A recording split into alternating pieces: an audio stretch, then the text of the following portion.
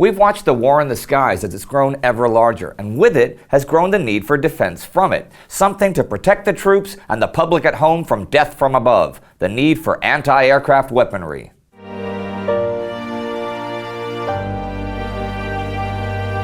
I'm Indy Nidell. Welcome to the Great War. Last week, Tsar Nicholas dismissed Grand Duke Nikolai Nikolaevich as commander-in-chief of the Russian armies and personally replaced him. Russia also lost the fortress of Grodno to the Germans, the last great Russian European fortress, and the French High Command was making preparations for a massive offensive that would soon be unleashed against the Germans on the Western Front. Here's what happened next. On September 5, 1915, Tsar Nicholas wrote, "Today, I have taken supreme command of all the forces of the sea and land armies operating in the theater of war. With firm faith in the clemency of God, and with unshakable assurance in final victory, we shall fulfill our sacred duty to defend our country to the last. We will not dishonor the Russian land." In doing so, he officially and formally took command of the Russian armies, finishing what he'd begun last week. Russian Prime Minister Ivan Goremykin pointed out the harsh reality of the Tsar attempting to combine civil administration and military command, and that the Tsar was taking a big gamble by taking full responsibility during a period of heavy setbacks. He thought the Tsar's lack of military knowledge or experience would worsen an already difficult situation. The Grand Duke's big worry was a different one, that the more the Tsar stayed away from Petrograd, the Russian capital, the more Rasputin, the Russian mystic who was close with both Tsar and Tsarina, would work his influence on Russian state affairs. It is indeed true that Rasputin and the Tsarina were pretty much the only people who encouraged the Tsar to take personal command of the army. Actually, all of the Russian ministers threatened to resign over this decision, and Vasilymalikov, a Russian lawyer and liberal orator, published his famous article that described Russia as a vehicle with no brakes, driven along a narrow mountain path by a mad chauffeur. That may have been an apt description, for the Great Russian Retreat was in full swing, and in the north, the Germans were closing in on Vilna, or Vilnius, the greatest city in the Western Russian Empire now that Warsaw had fallen. Thing is, the retreat wasn't merely running away. Russia was intentionally shortening the front by hundreds of miles, so that the army could be reinforced at strategic points and successfully counterattack, which it did, on the 8th at Tarnopol and Terabovlia, taking 8,000 prisoners and a further 5,000 the following day. But morale in the army was at a new low, and many Russians were demanding peace. Well, not just Russians. From September 5th to 12th, an international socialist conference was held in Zimmerwald, Switzerland. The Russian delegates included both Bolshevik leader Vladimir Lenin and Menshevik leader Leon Trotsky. The conference put out a manifesto that not only demanded immediate peace, but a civil war between the classes throughout Europe. The British public was also demanding something though, something not peaceful. See, on September 7th, a Zeppelin raid on the English coast caused 50 casualties with 7 killed. And the following day, a raid on London killed 22, wounded 86, and started a large fire. Londoners demanded some sort of anti-aircraft defense system. General Henry Rawlinson was sent to Paris, where the chief of the French General Staff, General Maurice Pellet, gave the British a French 75mm autocannon that was mounted on an armored car. In 2 days, it was in London, and the British promptly ordered 30 more. Eventually, anti-aircraft barrages were in place all over London, so incoming Zeppelins and planes could be tracked from barrage to barrage. Anti-aircraft development was by now becoming crucial, and here's a good anti-aircraft war story that takes place a few weeks later, in the future, on September 30th. Enemy planes were bombing the Serbian city of Kragujevac, and a Serbian artillery gunner named Radoje Ljutovac was at his cannon. He aimed at one of the planes and took it down with his first shot. Several sources claim that this was the first time an airplane was shot down from the ground, although from what I can figure out, that's not the case.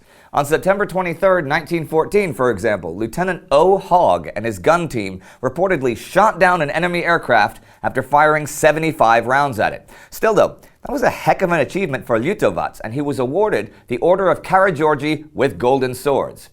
Speaking of the Balkan theater of operations, it had been quiet most of the year, but that would soon change.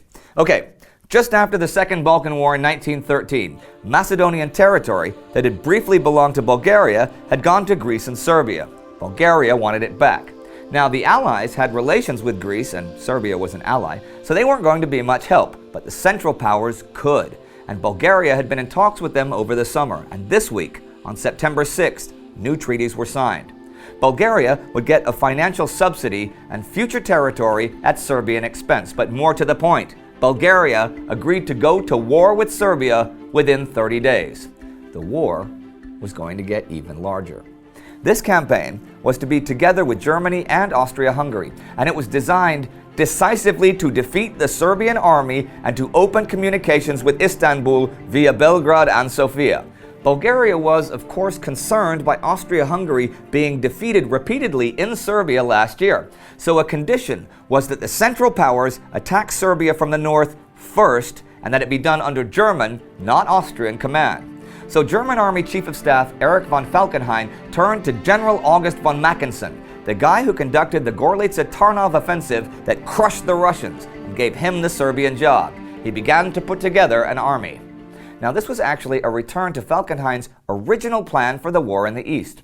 The Ottoman and Austro-Hungarian empires did not really prioritize Serbia, figuring that winning against Russia would settle the Balkans. Falkenhayn turned that upside down, contending that if they overran Serbia, Russia would have no foothold in the Balkans at all, and that would be one reason for peace. Another would be that an overland route from Berlin to Constantinople would be open. Germany could then equip the Ottomans, finish off the Allies at Gallipoli, and take the offensive against the British in the Middle East. And Russian hopes of being supplied via the Black Sea would be dashed. Big plans, Herr von Falkenhayn. But he wasn't the only one with big plans. Last week we talked a bit about French strategy and their various plans for a new autumn offensive that would finally break the German lines, and it was General Joseph Joffre's plan, an immense battering ram of heavy artillery, that would be the one used. But where would this happen? It would happen, as the French offensives had happened before, in the Artois and in Champagne. The Vimy Ridge and the railway junction behind the German lines at Mézières and Champagne were as desirable as ever. So the main attack would be by the French 4th Army in Champagne, but there would also be a bunch of secondary attacks at the same time by the 10th Army in Artois and the British 1st Army at Loos. See, these other attacks were supposed to siphon off the German reserves from the main one. Joffre had told the British his ideas back in July at a conference in Chantilly, and while the British would not agree to allowing direct French command, they agreed to the general idea of things. British Secretary of State for War Herbert Kitchener and Commander Sir John French actually wanted to wait until 1916, when they thought the Allies would finally be at full strength, but the deterioration of the Russians was sending off enormous alarm signals, and the attack would take place within weeks.